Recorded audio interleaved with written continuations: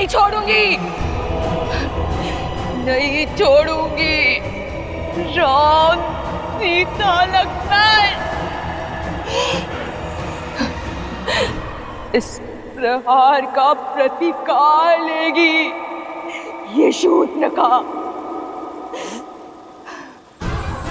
जो मेरी आंखों में आंसू भी नहीं देख सकता। तुमने शूर्पणखा का अपमान नहीं, अपने मृत्यु का आह्वान किया है राम। अब देखना कैसे राक्षस कुल तुम्हारे प्राणों का शत्रु बनता है और कैसे तुम्हारा जीवन मृत्यु से भी भयानक होता है।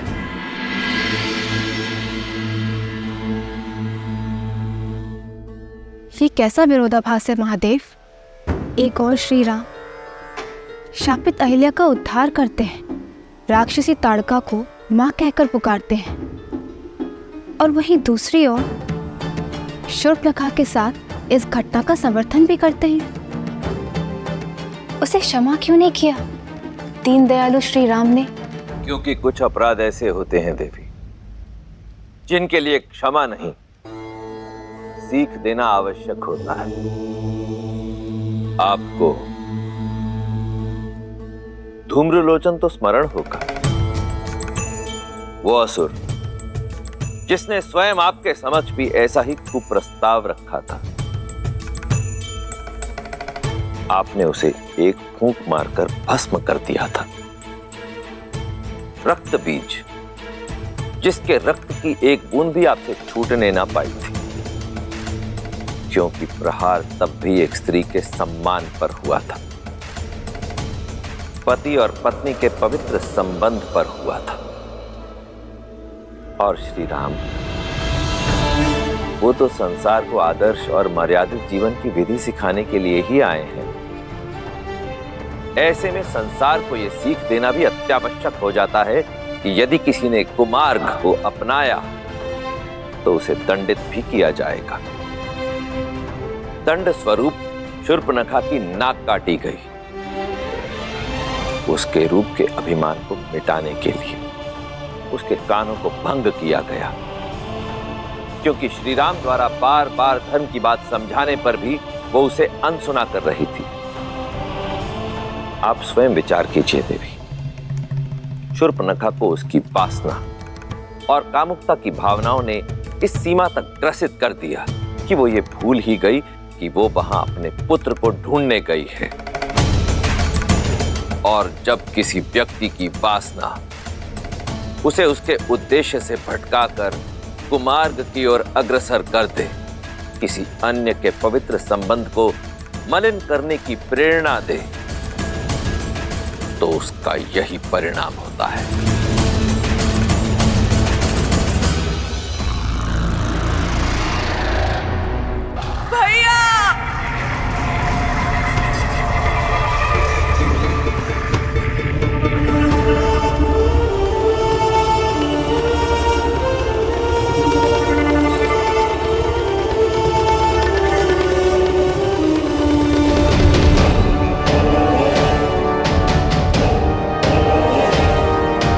शूर्पणखा बहन, भैया,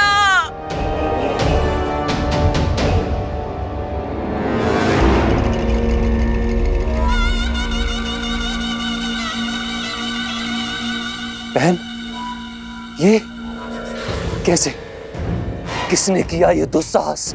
भैया, लक्ष्मण ने, राम के भाई लक्ष्मण ने किया ये। मुझसे मेरा रूप, मेरा घर सब छीन लिया। भैया, रक्षवंश का सम्मान ही नहीं,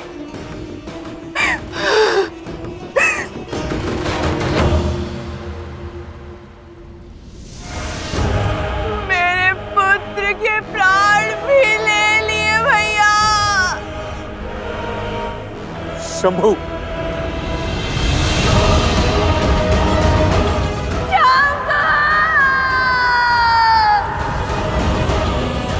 वनवासियों का इतना दुस्साहस इसका मूल्य चुकाएंगे वो।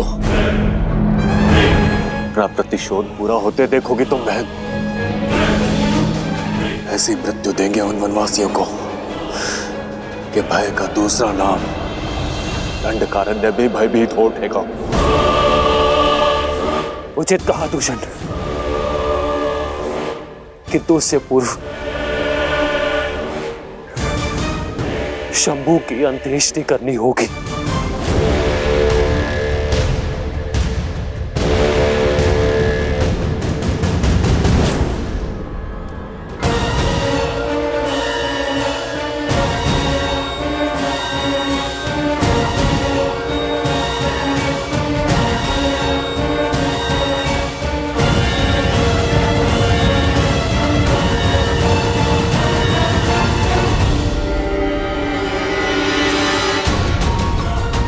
दूषण, अभी के अभी इसी क्षण हमारी पूरी सेना को सज्ज करो।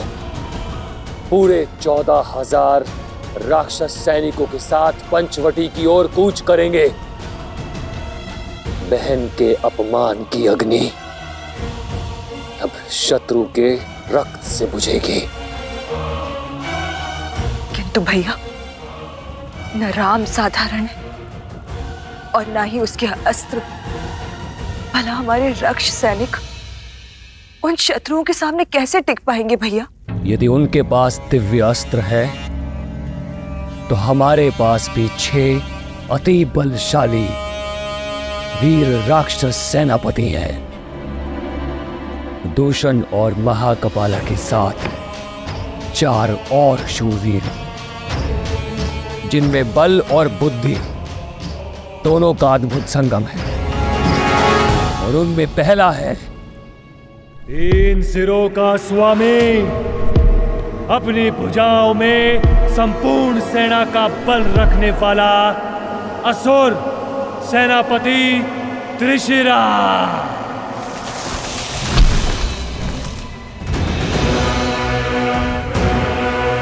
दूसरा छल, बल और युद्ध कौशल का धनी, निपुण, निर्भीक, महापराक्रमी रामदेव।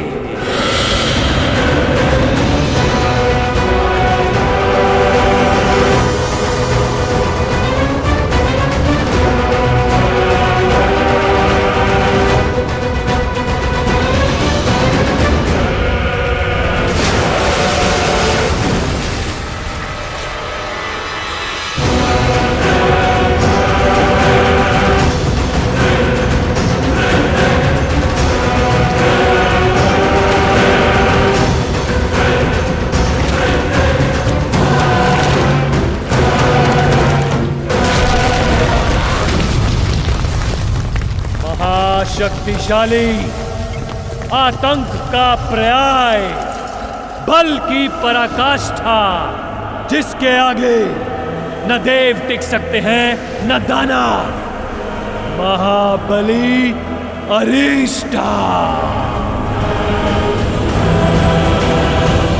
और सबसे शक्तिशाली अस्त्र, कुटिलता में पारंगत, दया से दूर, बल से भरपूर, अनेकों बार इस धरा को संतों के रक्त से रंगने वाला परम प्रतापी सुलक्षा, जिनके वार से देवता भी नहीं बच सकते, उनके प्रहार से वो तुच्छ मानव कैसे बचेंगे? मनुष्य शरीर 5 तत्वों से बना है और हमारे 6 वीर सेनापति राम और लक्ष्मण का हर अंग भंग कर देंगे, आत्मा तक को नष्ट कर देंगे उनकी।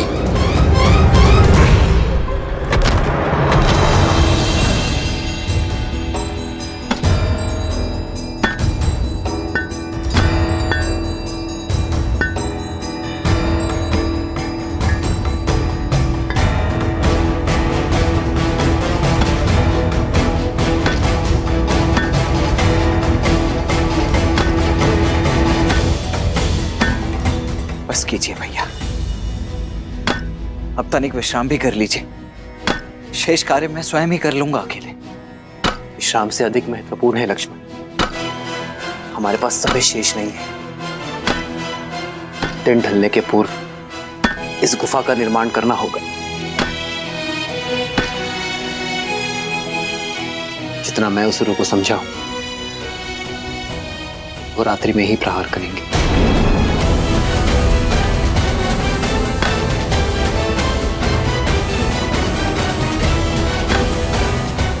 जो आज्ञा भैया।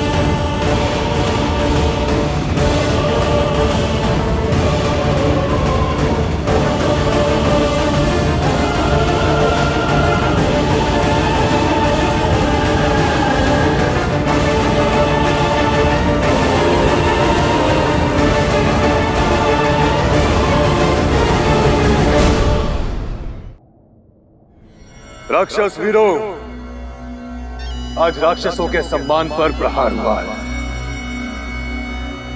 दो तुच्छ वनवासियों ने हमारे बल को ललकारा है, हमारे शौर्य को चुनौती दी है।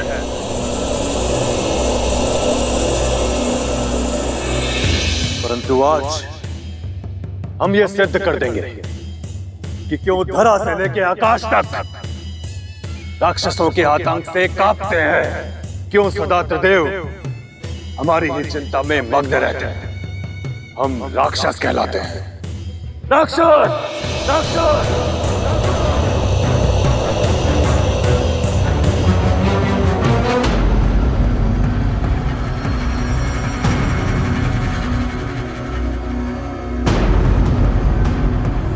मेरे 6 वीर सेनापति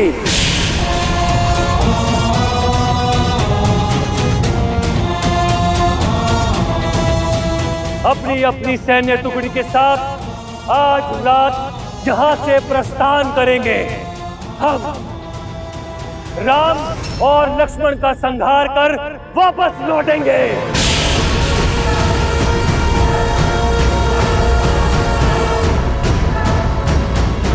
और इस द्वंद्व में हमारा पुरस्कार होगी ब्रह्मांड सुंदरी सीता।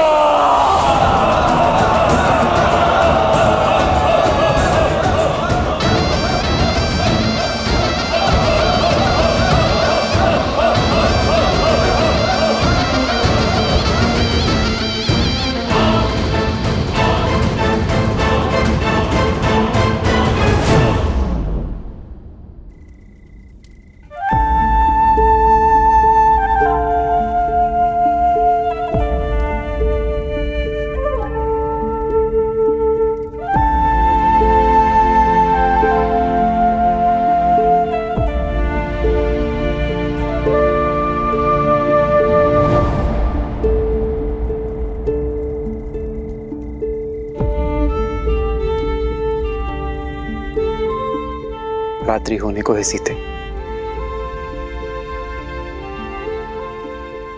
तुम लक्ष्मण द्वारा सुरक्षित इस गुफा में ही रहना। मैं पंचवटी में आने वाले संकट की राह देखूंगा। ये सब मेरे कारण हो रहा है ना आर्य। हाँ, संसार के दुष्टों के संहार का कारण हो तुम सीता। और ये गर्व की बात है।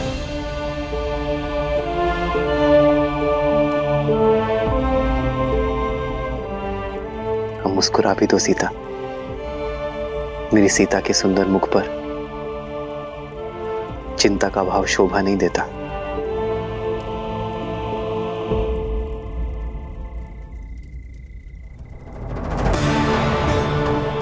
जानती हूँ विजय धर्म की ही होगी, मेरे श्री राम की ही होगी। भाभी माँ की आप तनिक भी चिंता मत कीजिए भैया। मैं उनकी रक्षा उसी प्रकार करूंगा जिस प्रकार पलकें आंखों की करती है। जानता हूं लक्ष्मण, तभी तो अपनी प्राण प्रिय सीता की सुरक्षा का उत्तरदायित्व मैं अपने वीर भाई के कंधे पर सौंप कर जा रहा हूं।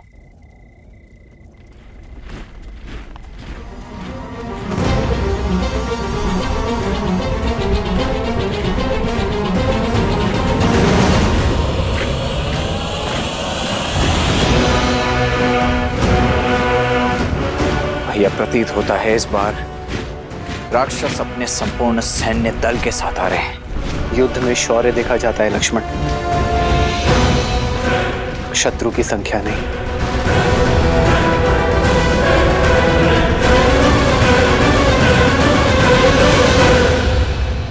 आर्य,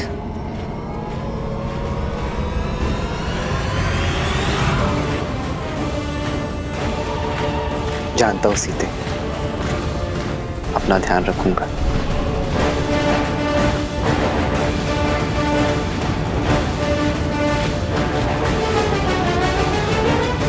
लक्ष्मण। जी भैया।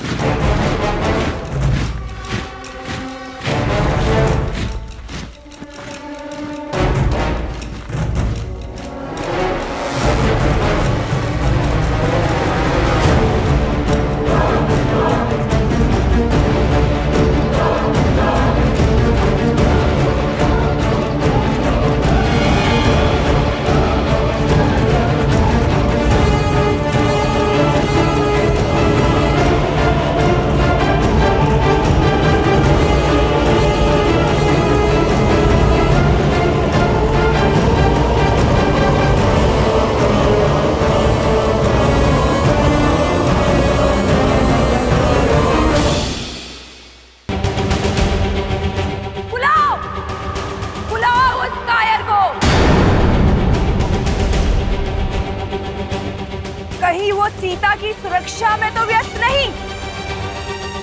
कोई बात नहीं, मेरे सैनिक तुम्हारा और लक्ष्मण का संहार करके सीता को मुझे सौंपेंगे। और मेरी इस दुर्दशा के कारण की मैं ऐसी दुर्दशा करूंगी कि संपूर्ण संसार इसको स्मरण रखेगा।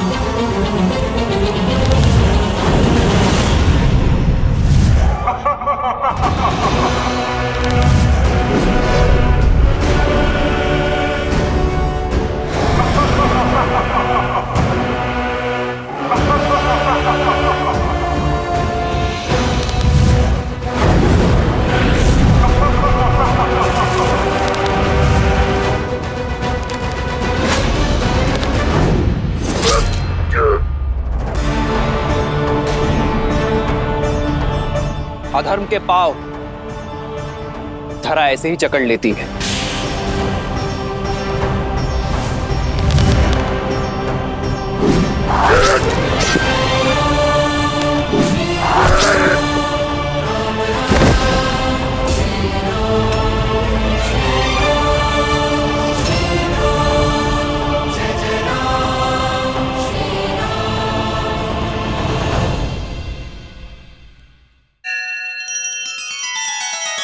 श्री रामचंद्र कृपालु भज मन हरण भव भय दारुणम नव कंज लोचन कंज मुख कर कंज पद कंजारुणम। सिया राम सिया राम सिया राम सिया राम। आदर्श और मर्यादा की है ये कथा महापावनम। काट मद श्री से मिला दे श्रीमद् रामायणम श्रीमद् रामायणम। सिया राम सिया राम सिया राम सिया राम।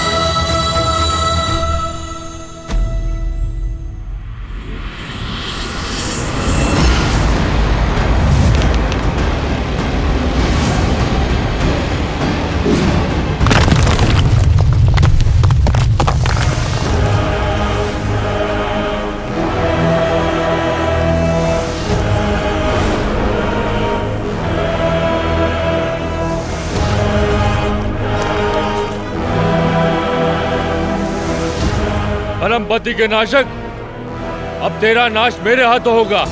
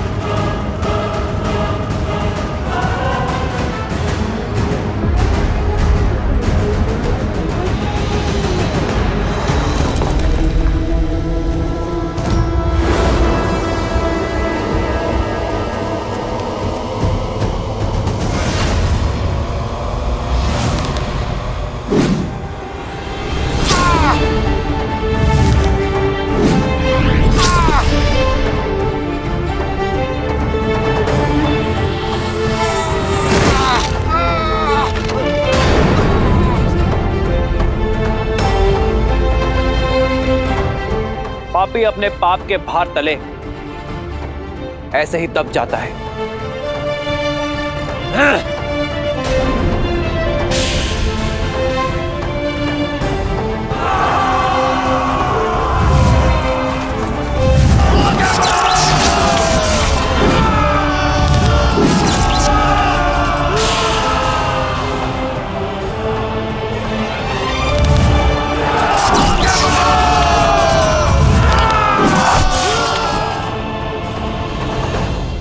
ऋषिरा,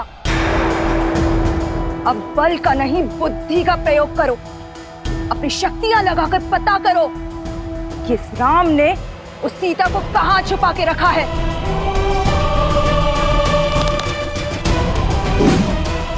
यदि हम उस तक पहुंच गए तो ये युद्ध यहीं समाप्त हो जाएगा और ये राम स्वयं ही समर्पण कर देगा।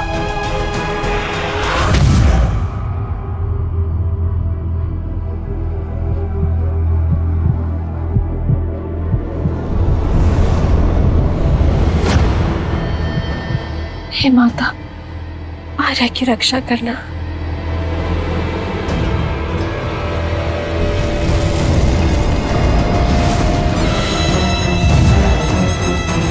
राम ने लक्ष्मण के साथ सीता को कहां छुपा कर रखा है, पता चल गया। तो विलंब किस बात का? चलो।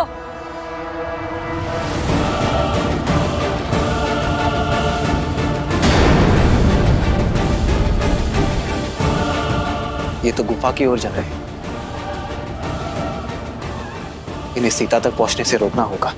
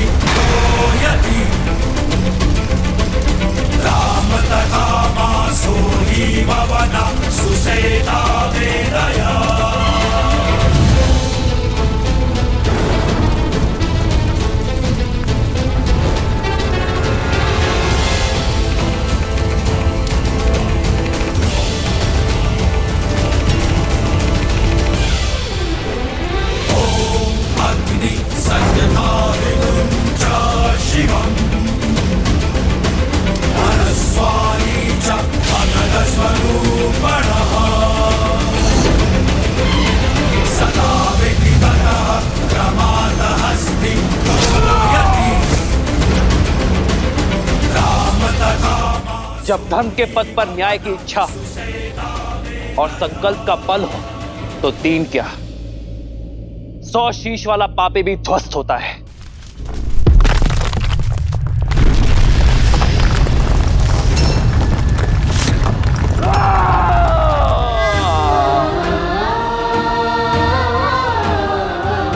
लक्ष्मण भैया, बाहर इतना कोलाहल हो रहा है, सब ठीक तो है ना? भाभी माँ, वहां राम भैया है जिनके समक्ष स्वयं काल तक टिक नहीं सकता, तो अब थोड़ा कोलाहल तो होगा ही ना। आप निश्चिंत रहिए।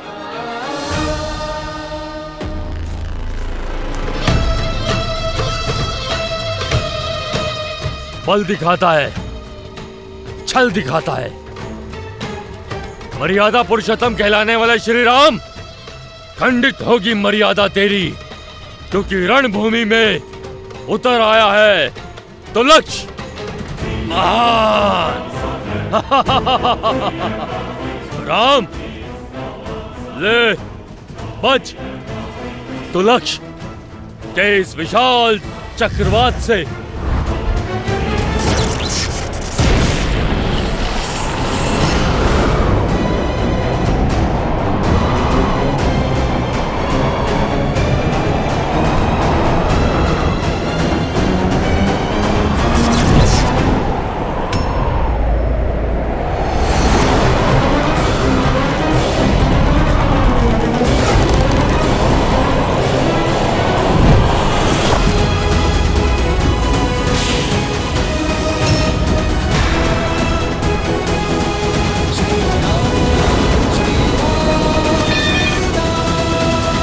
कब तक बचोगे वनवासी?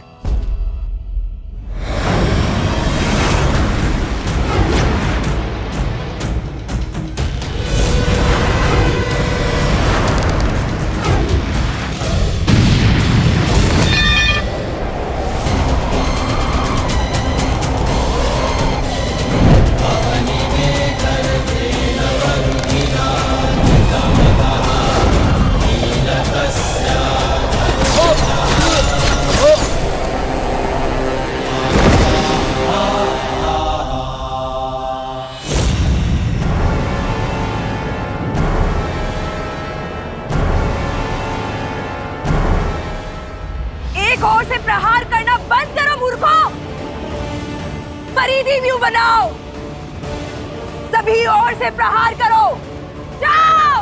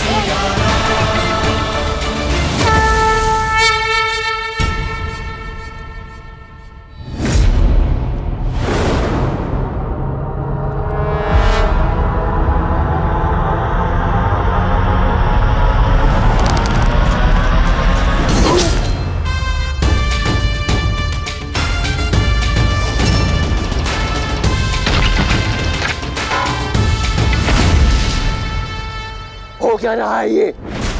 एक एक करके हमारे सारे वीर धराशायी हो रहे हैं। कुछ राक्षसों की मृत्यु देखकर उद्देश्य भूल तो नहीं गए खर? राक्षस है हम,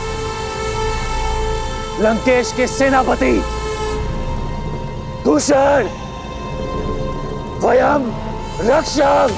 अब तक दूषण का नाम सुना होगा, आज मेरा शौर्य देखो राम।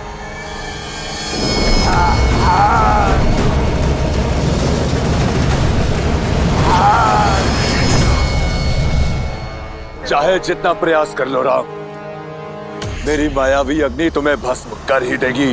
प्रतिशोध की अग्नि विश्वासघाती होती है दूषण, अंततः स्वयं को ही जलाती है। ओम वायवे नमः।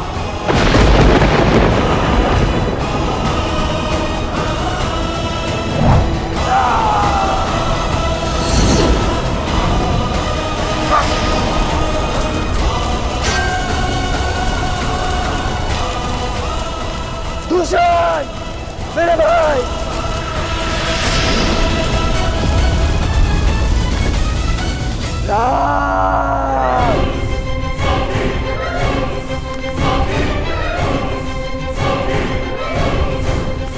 अब मेरी बहन के अपमान का ही नहीं, मेरे भाई के प्राणों का मूल्य भी चुकाना होगा राम।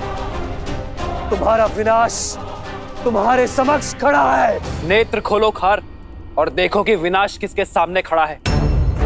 अभी भी समय है, लौट जाओ और अपने पापों का प्रायश्चित करो, अन्यथा ये प्रतिशोध की ज्वाला तुम्हें भी निगल जाएगी। देखते हैं कौन किसको निगलता है।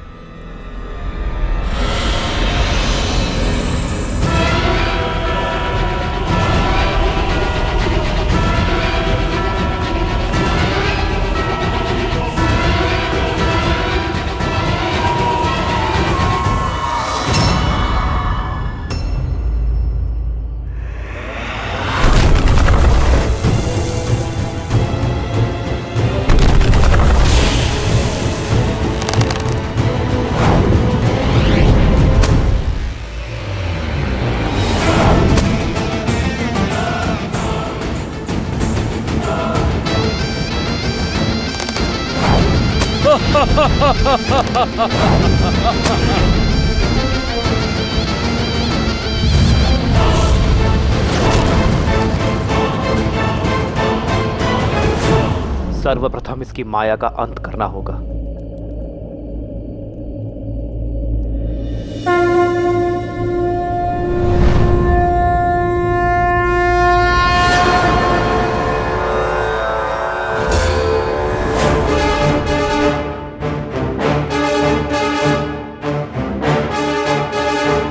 विराजयस्त्र विश्वजिते धनाजिते सर्वजिते सत्राजिते ताउर्वराजिते अश्वजिते गोजिते अब्जिते हरिन्द्राय सोमम यजातया हर्यतम।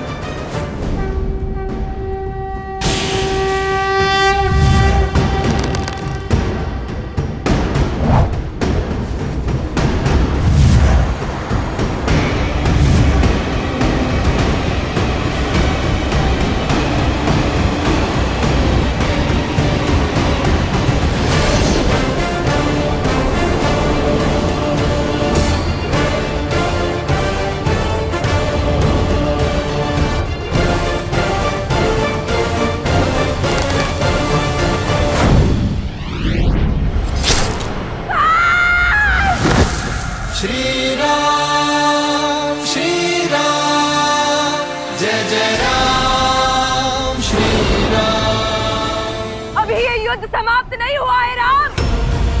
मैं शांत नहीं बैठूंगी, प्रतिशोध लूंगी, प्रतिशोध लूंगी। लंकेश की बहन हूं मैं।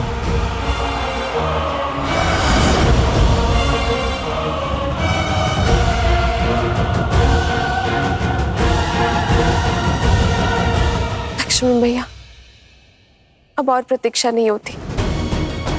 आप बाहर जाके देखिए ना कि आपके भैया कहाँ हैं। अन्यथा मैं बाहर चली जाऊंगी भैया। भाभी माँ, मैं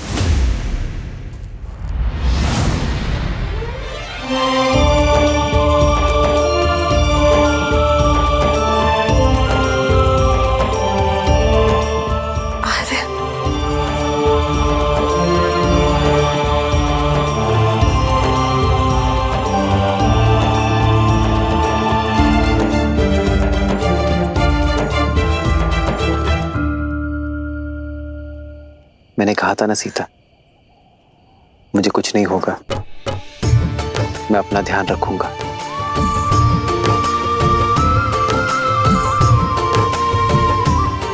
भैया, युद्ध,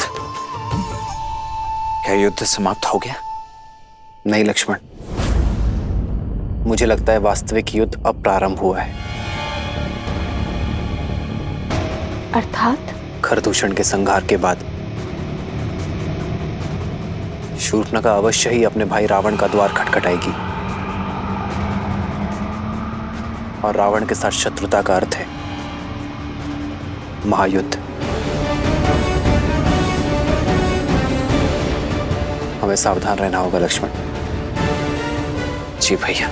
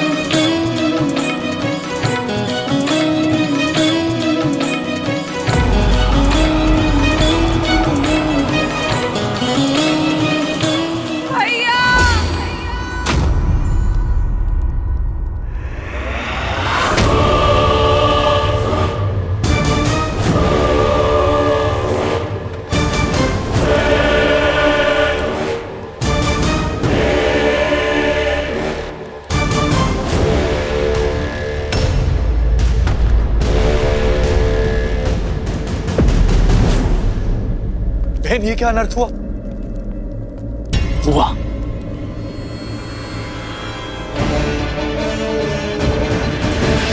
ये क्या अनर्थ हुआ?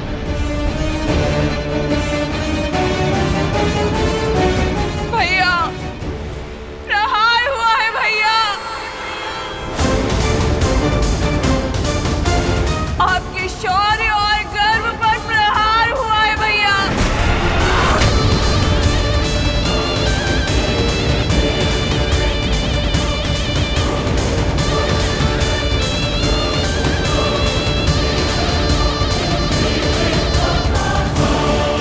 जिस बहन ने आपके लिए अपने पति को खो देने का शोक तक नहीं मनाया, देखिए उसे कैसा शोक मिला है भैया।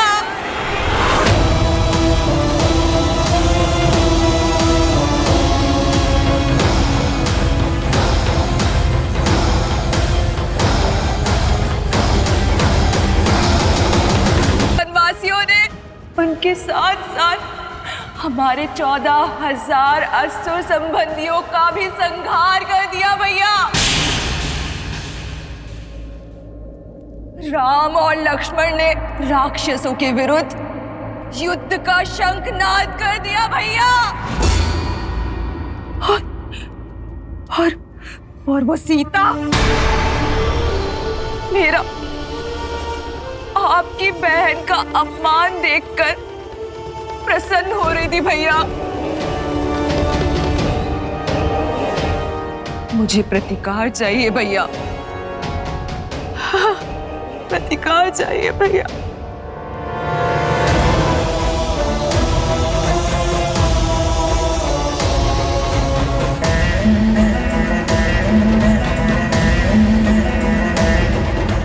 तुम्हें प्रतिकार से पहले उपचार की आवश्यकता है शूर्पणखा। इससे पहले कि तुम्हारे मन के घाव भरें, आवश्यक है कि तुम्हारे शरीर के घाव भरें। हमारे राजवैद्य सुसैन अपनी चिकित्सा से तुम्हारे रूप को पुनः लौटा देंगे।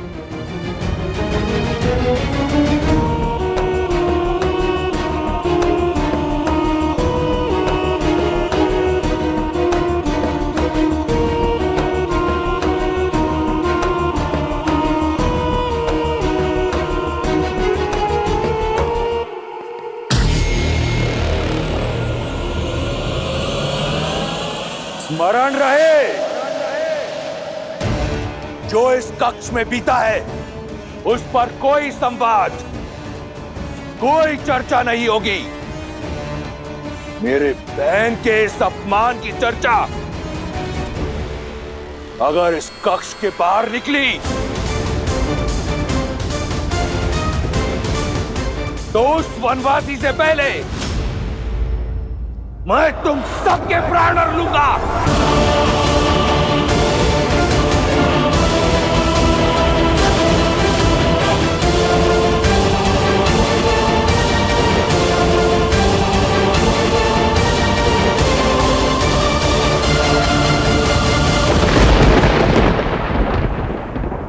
तुम लंका के सर्वश्रेष्ठ गुप्तचर हो। मैं चाहता हूं कि तुम शीघ्र अतिशीघ्र दंडक जाओ और 3 वनवासियों के बारे में पता करो, राम, लक्ष्मण और सीता। वो उस वन में क्या कर रहे हैं, उनका उद्देश्य क्या है, मुझे सूक्ष्म विवरण चाहिए। मैं सब कुछ जानना चाहता हूं। जैसी आज्ञा लंकेश।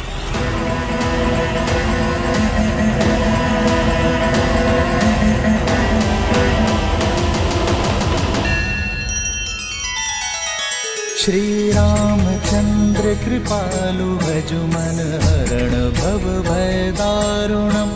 नव कंज लोचन कंज मुख कर कंज पद कंजारुणम। सिया राम, सिया राम, सिया राम, सिया राम। आदर्श और मर्यादा की है ये कथा महापावनम।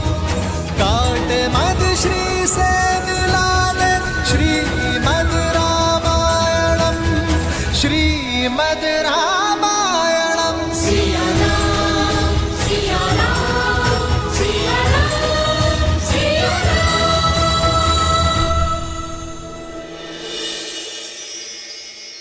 आओ सीते।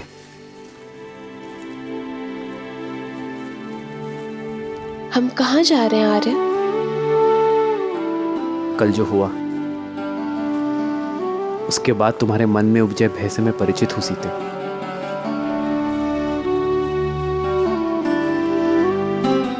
तुम्हारी प्रसन्नता कहीं लुप्त हो गई है, बस उसे ही ढूंढने जा रहे हैं।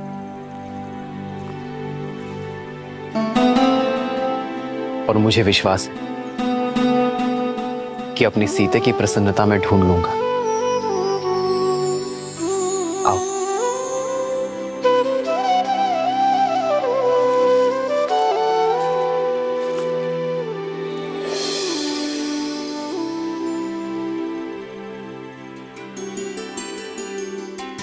प्रेम समर्पण करुणा ज्ञान से है भरा दो प्यारा नाम।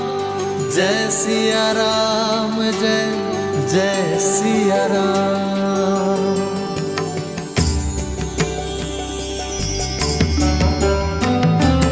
राम है लोचन सीता दृष्टि, राम है अद्भुत। सीता वृष्टि, राम सिया सा। जानती नहीं थी कि इस भयानक वन में इतना सुंदर स्थान भी हो सकता है। देखा, लौट आई ना तुम्हारी प्रसन्नता। अपने इन भावों और प्रयास से आप मेरे मन को आनंदित कर ही देते आ रहे। कैसे वनवास के इस जटिल समय को आपने अपने समर्पण से कितना सरल बना दिया। तुम भी तो मेरा हर पल सुंदर बना देती हो सीते। अपने प्रेम से ही तो तुमने इस वन में स्वर्ग बसाया है।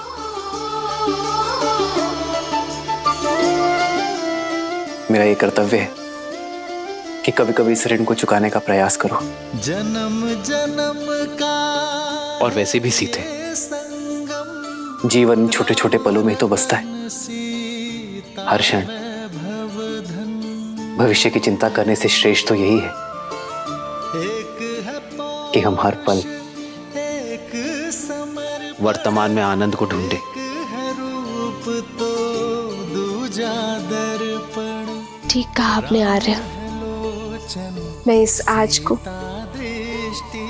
इस क्षण को, इस प्रेम को सजो लेना चाहती हूँ जीवन भर के लिए।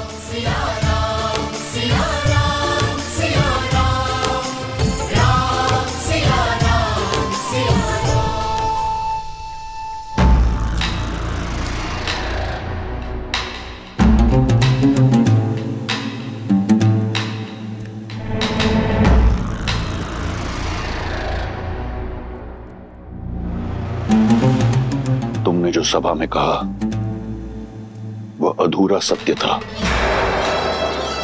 मैं पूर्ण सत्य जानना चाहता हूं। तुम्हारे साथ दंडक में क्या हुआ शूर्पणखा? सत्य ये है कि मैं आपको दिया हुआ अपना वचन पूर्ण करना चाहती थी भैया। संसार की हर सबसे सुंदर वस्तु का स्वामी है मेरा भाई, परंतु यदि संसार की सबसे सुंदर स्त्री उसके पास ना हो तो ये गर्व अधूरा है भैया। और उसी को पूर्ण करने के लिए मैं सीता के हरण के लिए गई थी और मेरा पुत्र शंभु मेरे इस उद्देश्य को पूर्ण करने के लिए मेरे साथ गया था, परंतु उस राम ने मेरे पुत्र के प्राण हर लिए और मुझसे मेरा मान। अपने भाई के लिए संसार की सबसे सुंदर स्त्री को लेने गई थी, परंतु अपना सौंदर्य खोकर लौट आई। किंतु मैं हार नहीं मानूंगी भैया। रूप गया तो क्या, परंतु मैं वचन नहीं जाने दूंगी। फिर से स्वस्थ होकर मैं फिर जाऊंगी, या तो उस राम का अंत करके सीता को अपने भाई लंकेश को सौंपूंगी, या तो फिर उसके हाथों मारी जाऊंगी। अपने भाई के आनंद के लिए कुछ भी करने को सज हूं मैं। तुम्हें कुछ करने की आवश्यकता नहीं। उस वनवासी के साथ क्या करना है वो मार्ग मैं निकालूंगा। लंका और लंकेश के सम्मान को पुनः लौटाने का केवल एक ही मार्ग है भैया, राम का वध और सीता का वरण।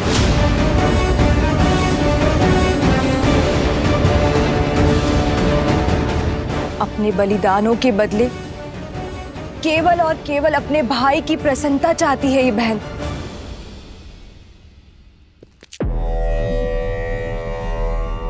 तुम्हें न्याय मिलेगा और लंका को उसके अपमान का प्रतिकार।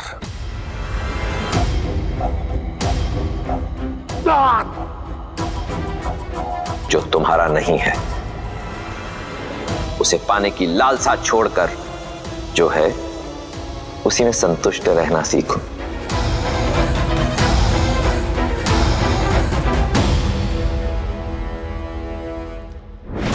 जब मन में संशय का नाद हो तो न्याय का डंका नहीं बजता है। मैं जानती हूं भैया कि महादेव को दिए हुए वचन के कारण आप चिंतित हैं, परंतु अब तो वो भी आड़े नहीं आएगा भैया, क्योंकि अब आप सीता पर दृष्टि नहीं डाल रहे हैं, आप प्रतिशोध ले रहे हैं अपनी बहन और अपने वंश पे किए गए अपमान का। आपके पास उत्तर देने के लिए है महादेव को कि आपकी बहन पर जो अत्याचार हुआ है उसका दंड दे रहे हैं आप राम को, उसके प्राण लेके। एक अबला विधवा का उद्धार करने के लिए उससे विवाह किया। सीता लंका के स्वर्ण महलों में रहने के योग्य है, ना कि वन में दर दर भटकने के। सीता उस राम के योग्य नहीं जिसके तन पर ना तो वस्त्र है और ना पैरों में पादुकाएं। भैया, आप एक स्त्री को उसका अधिकार दे रहे हैं। एक स्त्री होने के नाते मुझे पूर्ण विश्वास है कि इस उपकार के बदले सीता सदा आपकी ऋणी रहेगी। हमें शीघ्र उत्तर देना चाहिए पिताश्री।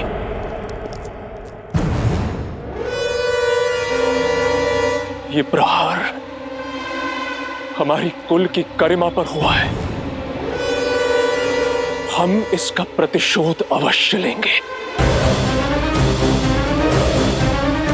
अब आज्ञा दीजिए पिताश्री, मैं अभी इसी क्षण अपनी सेना को लेकर प्रस्थान करता हूं और राम को उसके किए का दंड देकर आता हूं।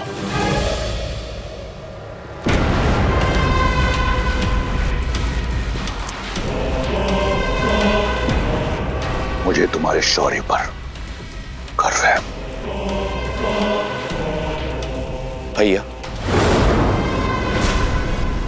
इस विषय पर हमें शांति से विचार करना चाहिए। राम साधारण मनुष्य नहीं लगते। ताड़का, महाकपाल, राज जैसे असुरों का अंत किया है उन्होंने। उन्हें हराना सरल नहीं होगा भैया। भैया, नीति तो यही कहती है कि हमें राम से संवाद करना चाहिए, उनका पक्ष भी सुनना चाहिए। नारी का सम्मान करने वाले, अहिल्या को मुक्त कराने वाले धर्मात्मा ने किसी कारणवश शूर्पणखा पर प्रहार किया होगा।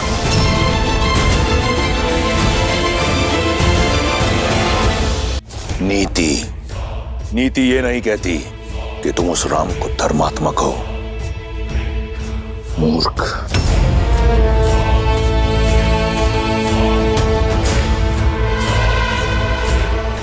स्वामी, शूर्पणखा के साथ जो हुआ उससे मैं भी दुखी और उत्तेजित हूं, किंतु मुझे लगता है कि सत्य उससे अधिक बड़ा है जितना शूर्पणखा ने बताया।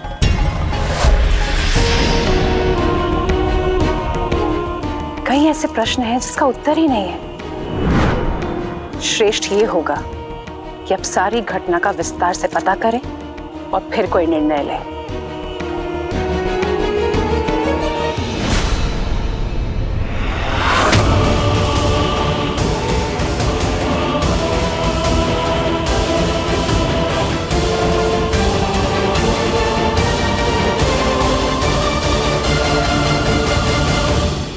दो 210, 211, 212।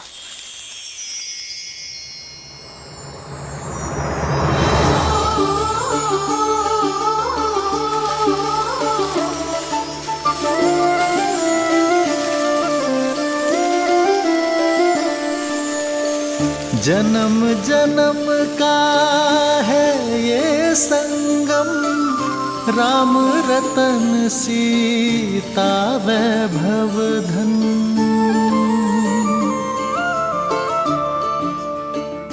213, 214, 215, 216, 217।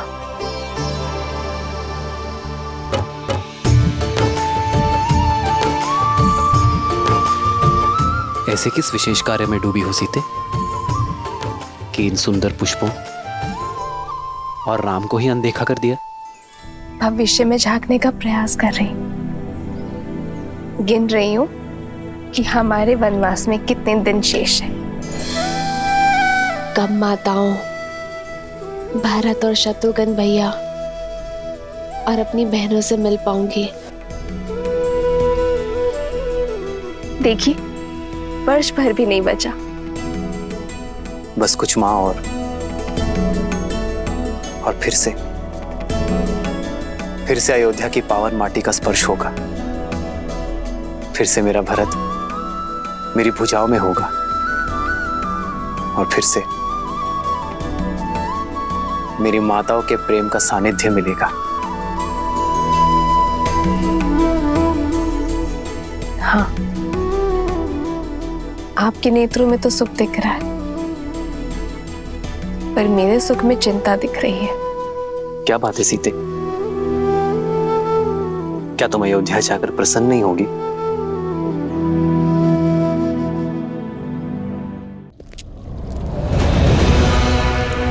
इस विशेष कार्य पर जा रहे हैं लंकेश।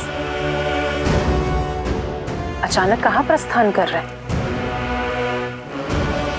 वार शूर्पणखा की नाक पर नहीं, लंका के सम्मान पर हुआ है। लंका और लंकेश के सम्मान को पुनः लौटाने जा रहा हूं। बिना सेना के उसके विरुद्ध लड़ने जा रहे हैं जिसने हमारे 14,000 राक्षस संबंधियों का संहार कर डाला। स्मरण रहे, तुम लंकेश दशानन रावण से बात कर रही हो। वो रावण काल जिसका दास है, जिसकी नाभि में अमृत का वास है।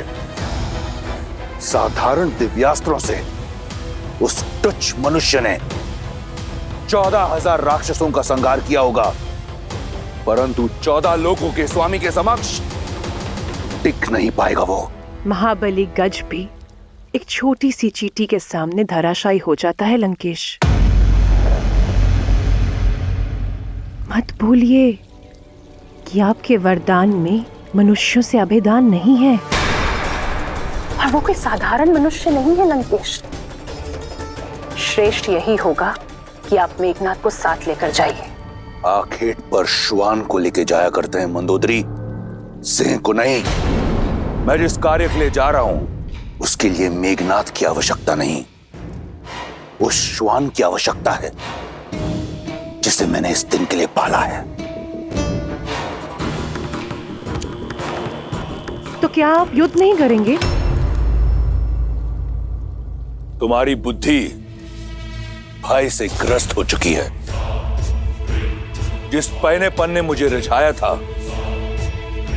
वो कम हो गया है मंदोदरी। अपने राज्य से निष्कासित 2 वनवासियों को लंकेश चुनौती देगा? नहीं। शठे शाठ्यम समाचरेत। जैसा देवता वैसी पूजा, जैसा कर्म वैसा प्रतिकार। उस वनवासी ने मेरी बहन के सम्मान पर प्रहार किया, अब मैं उसके सम्मान पर प्रहार करूंगा। उसने रावण के विरुद्ध अपना शीश उठाया है, मैं समस्त संसार के समक्ष उसके नेत्र झुका दूंगा। उसने ऋषियों की रक्षा का बीड़ा उठाया है, मैं उसे लज्जित कर दूंगा कि वो स्वयं के सम्मान की रक्षा नहीं कर पाया। अब ये युद्ध बाहुबल से नहीं, रणनीति से होगा। आप करने क्या जा रहे हैं लंकेश?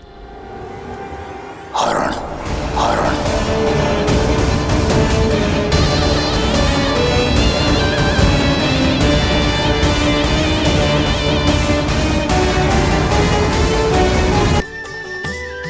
कदाचित मैं जीवन भर के लिए ऐसे ही आपके कंधे पर सर रखकर बैठी रहूं, सदा सदा के लिए अपने श्री राम के पास। एक है पौरुष, एक समर्पण, एक है रूप तो दूजा दर्पण। जन्म जन्म का है ये संगम, राम रतन सीता वैभव धन। सिया राम, सिया राम, सिया राम, सिया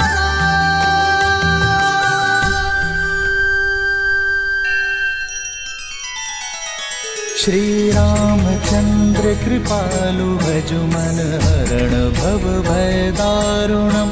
नव कंज लोचन कंज मुख कर कंज पद कंजारुणम। सिया राम, सिया राम, सिया राम, सिया राम। आदर्श और मर्यादा की है ये कथा महापावनम। काट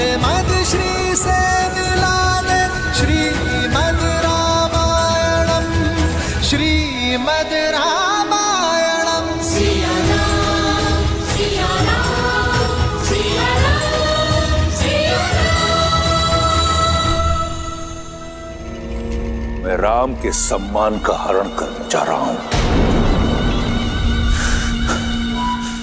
उस राम का वध क्षण भर में कर सकता हूं मैं, परंतु इससे उसे अपने दुखों से मुक्ति मिल जाएगी। जिस राम की प्रशस्ति तुम गा रही थी, उस राम का नाम छीन लूंगा मैं, लज्जा और दुख के सागर में डुबा दूंगा उसे भी और रघुकुल की रीति को भी। धीरे धीरे करके मारूंगा। सबसे पहले मैं उसकी सबसे प्रिय वस्तु छीन लूंगा। वो संसार के कोने कोने में भटकेगा, ढूंढेगा उसे,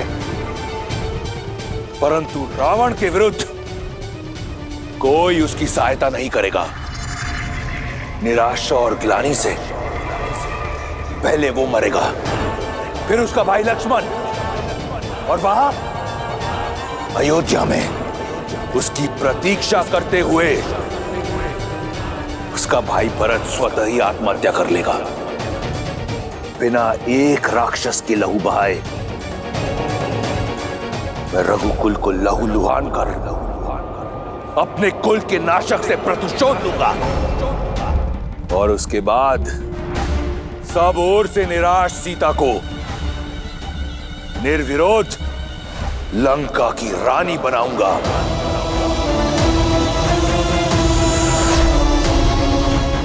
जो कार्य वर्षों पहले स्वयंवर में अधूरा रह गया था, उसे पूर्ण करने को सज हो जाओ। सीता का स्वागत।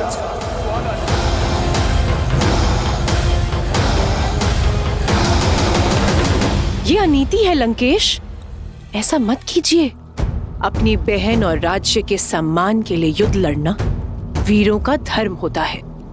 आप अपना धर्म निभाइए, अपने अपमान का प्रतिशोध लीजिए। मैं आपके लिए प्रार्थना करूंगी, किंतु एक स्त्री की गरिमा को भंग करना और ऐसा षड्यंत्र रचना सबसे बड़ा अधर्म है, विनाश का कारण है। आपका ये निर्णय लंका के विनाश का कारण बनेगा। मेघनाथ कभी आपको यह अनुचित नीति अपनाने नहीं देगा। उचित, अनुचित, धर्म, अधर्म, इसका पाठ मैं किसी से पढ़ना नहीं चाहता। मेघनाथ इस योजना में सम्मिलित नहीं होगा। इसके लिए मेरे फेंके टुकड़ों पर पल रहा मेरा दास ही पर्याप्त है, और यही होगी उसकी निष्ठा की परीक्षा। नहीं, मैं आपको ये पाप कदापि नहीं करने दूंगी। सावधान!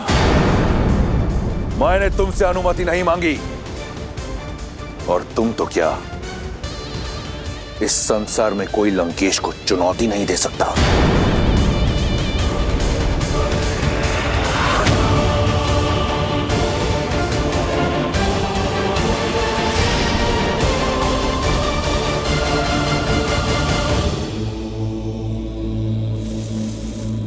ओम नमः शिवाय। ओम नमः शिवाय। ओम नमः शिवाय। ओम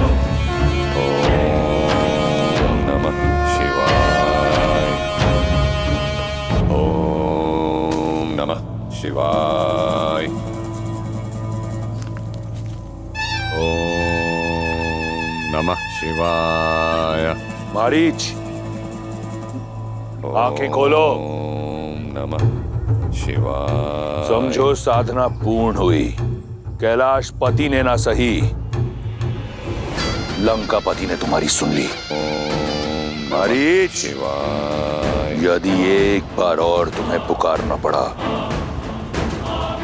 तो वो अंतिम शब्द होंगे इस जीवन में जो तुम सुनोगे। लंकेश महाराज, आप यहाँ? मुझ जैसे तुच्छ सेवक के यहाँ आपको आने की क्या आवश्यकता पड़ी? उद्धार के लिए। अगर सेवक स्वामी के किसी काम आए तो इसमें सेवक का उद्धार होता है। अपने प्रतिकार के लिए मुझे तुम्हारी आवश्यकता है। आपकी सेवा में मुझे सुख मिलेगा, परंतु संसार के सबसे बलशाली वीर को मुझ जैसे तुच्छ की क्या आवश्यकता पड़ गई महाराज? मेरे स्वाभिमान पर प्रहार किया गया है। मेरी बहन के अंग भंग करके उसका अपमान किया गया है, वो भी एक तुच्छ मनुष्य द्वारा। दशानन के क्रोध को ललकार कर किसने अपनी मृत्यु को पुकारा है महाराज? वही वनवासी राम और लक्ष्मण। राम? क्या हुआ मारीच? तुम्हारे मौन में ऋण ना चुकाने का स्वर सुनाई दे रहा है। कोई संकोच है? संकोच नहीं महाराज, संदेह है। मेघनाथ जैसे इतने शक्तिशाली पुत्र के होते हुए मुझ जैसे वृद्ध की सहायता की क्या आवश्यकता पड़ गई महाराज? मेरी इस योजना में मुझे केवल तुम्हारी आवश्यकता है। मैं एक ऐसा व्यू रचूंगा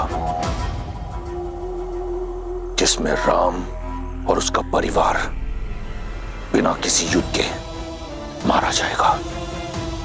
राम दर दर भटकेगा और सीता पर केवल मेरा अधिकार होगा। राम? वही राम जिन्होंने सहस्त्र गजों की शक्ति वाली मेरी मां ताड़का का वध किया था? पुनः सोच लीजिए लंकेश, कहीं ये आत्म सम्मान का युद्ध आत्महत्या ना बन जाए। मारीच, रावण के समक्ष उसके शत्रु की प्रशंसा करना राजद्रोह है। अब तुम्हारे समक्ष केवल दो ही विकल्प हैं, या तो मेरी योजना में मेरा साथ दो, या तो फिर यमलोक के द्वार खटखटाने के लिए तत्पर रहो। क्या विकल्प चुनोगे? सुनना क्या है महाराज, मृत्यु तो सामने देख रहा हूं। लज्जाजनक हत्या पाने से अच्छा है कि मैं वीर गति पाऊं। आपने शरण दी थी, ऋणी हूं आपका, इसीलिए अपनी मृत्यु का भय नहीं, आपकी सुरक्षा का डर है मुझे।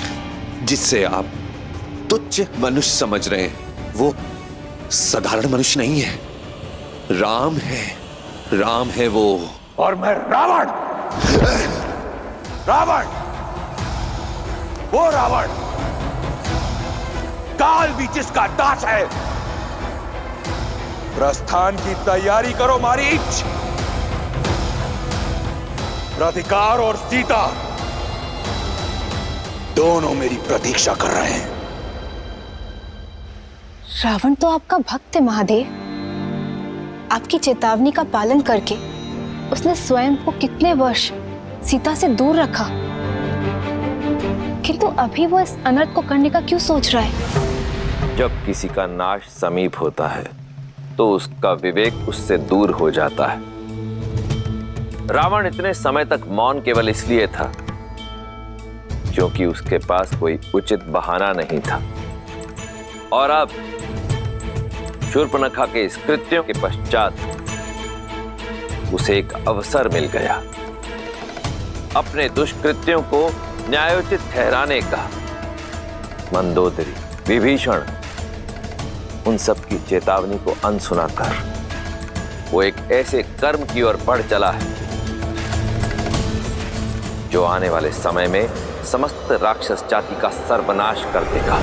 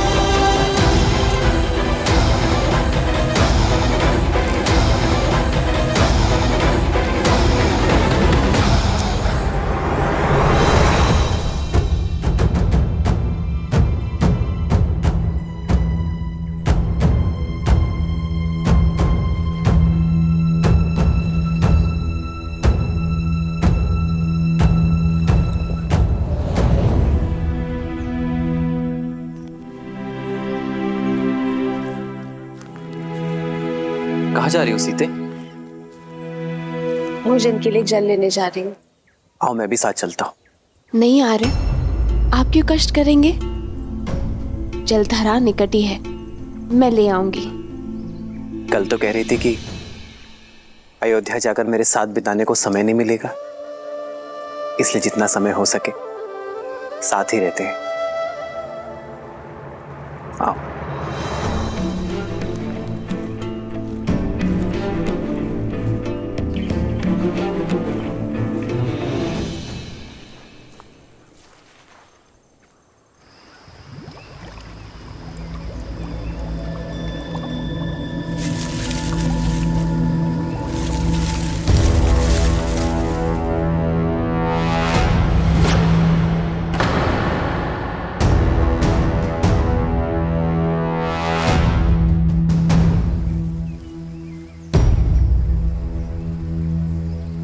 लाओ सीते।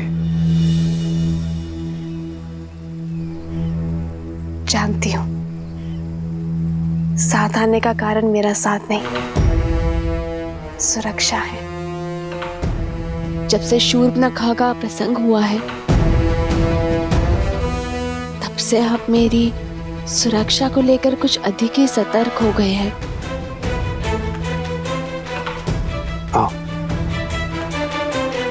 मुझे विश्वास है रावण आपके समक्ष आने की भूल कभी नहीं करेगा, और यदि की तो उसकी दशा भी वही होगी जो आपके सामने आए अन्य असुरों की हुई। मैं जानती हूं कि आप मेरी सुरक्षा के लिए धरती पाताल एक कर देंगे। मेरी शक्ति का आधार तुम्हारा मुझ पर ही अटूट विश्वास ही है सीते।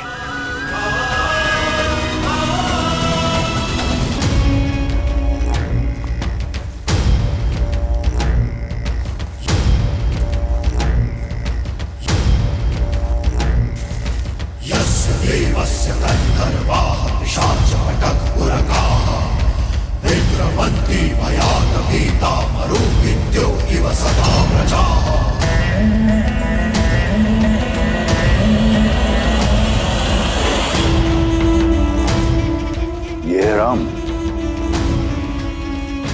ये तो नीरव बालक है। बालक नहीं महाराज, महाराज बलि ने भी वामन को बालक समझा था, लेकिन ये भूल आप मत करें। आयु देखकर राम के शौर्य को कम समझना मूर्खता हो सकती है। एक बार, केवल एक बार और राम की प्रशस्ति खाओ, फिर देखो कैसे मेरा दास यम यहां स्वयं आता है। तुम्हारी आत्मा लेने अपना ध्यान केवल हमारी योजना पर रखो। एक बार और एक सेवक का कर्तव्य होता है कि वो अपनी स्वामी की हर बात माने। जैसा कहा गया है वैसा करो। जाओ।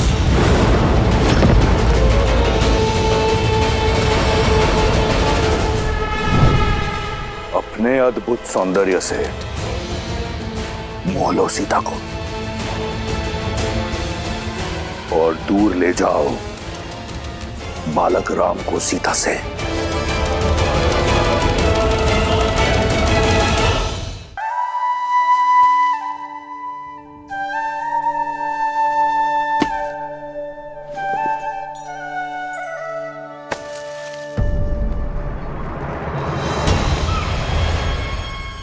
स्वर्ण मृग?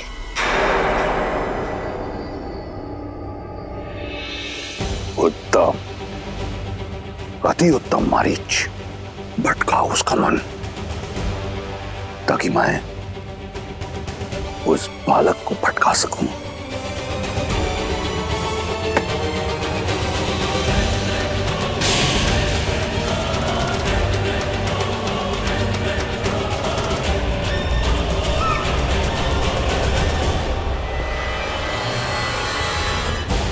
आर्य, लक्ष्मण भैया, देखिए कितना सुंदर स्वर्ण मृग है।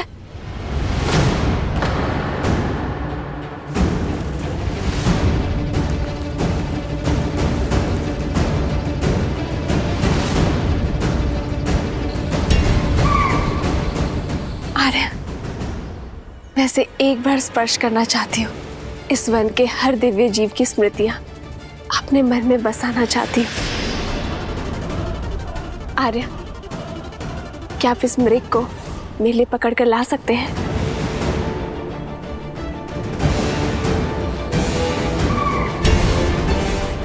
स्वर्ण मृग नहीं होते सीते। नहीं होते? तो ये यहाँ क्यों है? और इसका रूप कितना आनंददायी है आर्य। हर बार रूप आनंद का कारण नहीं होता सीते, कई बार भ्रम छलावा भी होता है। मुझे भय कि ये स्वर्ण मृग कोई माया जाल है। भूल गई सीते, रावण अपनी बहन शूर्पणखा के अपमान के प्रतिशोध का मार्ग खोजा है, और यह मार्ग माया जाल भी हो सकता है। हमें कुटिया में चलना चाहिए।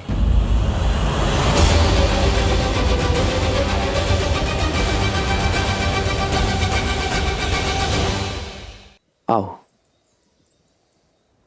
जिस श्री राम के नाम मात्र से उनके शत्रु में भय उत्पन्न हो जाता है, उनका साथ होने पर मुझे क्षति पहुंचाने का दुस्साहस रावण भी नहीं कर सकता है। जो अपने भाई कुबेर का घर लंका छीन सकता है, जो अपने आराध्य महादेव को वश में करने का दुस्साहस कर सकता है सीते, वो कुछ भी कर सकता है।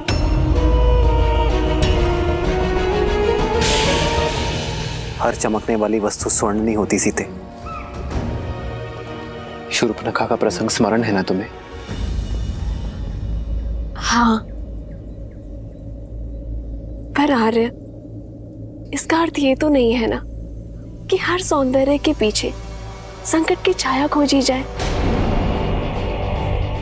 आप एक क्षण को सोचिए, यदि ये मायावी ना हुआ तो क्या इस सुंदर जीव का संरक्षण करना हमारा धर्म नहीं है आर्य? मैं इसके सौंदर्य के स्पर्श का अवसर खोना नहीं चाहती हूँ, और जीवन में धर्म और कर्तव्य निभाते निभाते क्षणिक खुशियों को खोना, ये भी तो एक बहुत बड़ी भूल है ना आर्य। और यदि ये मायावी हुआ तो भी आप है ना हर माया को भंग कर सकने में सक्षम। आर्य, इन 13 वर्षों के वनवास में मैंने आपसे कभी कोई कामना नहीं की आर्य। और यदि आप फिर भी नहीं चाहते कि मैं उस सुंदर जीव के सामीप्य आऊं, तो मुझे स्वीकार है।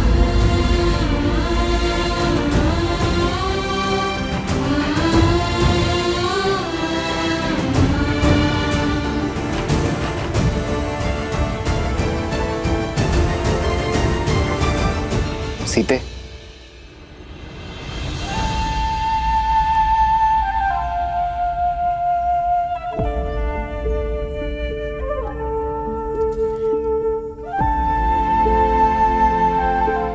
अपनी सीता को निराश नहीं देख सकता ये राम। यदि तुम्हारी प्रसन्नता इसी में है तो मैं तुम्हारे लिए स्वर्ण मृग अवश्य लेकर आऊंगा सीते।